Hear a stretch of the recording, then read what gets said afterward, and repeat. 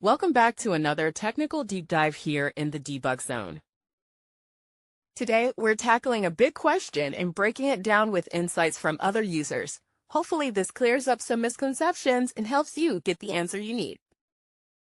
So, buckle up, stay a little curious, and let's jump right in.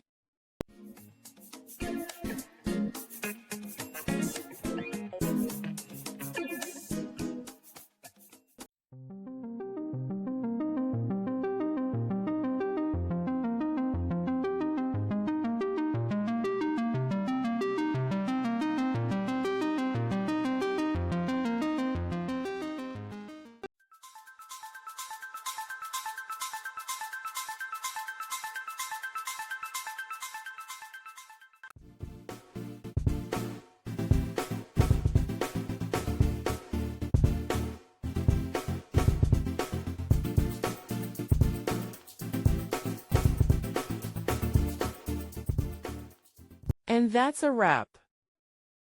I hope you found the answer you were looking for. If you did, take a second to hit that subscribe button. It really helps out.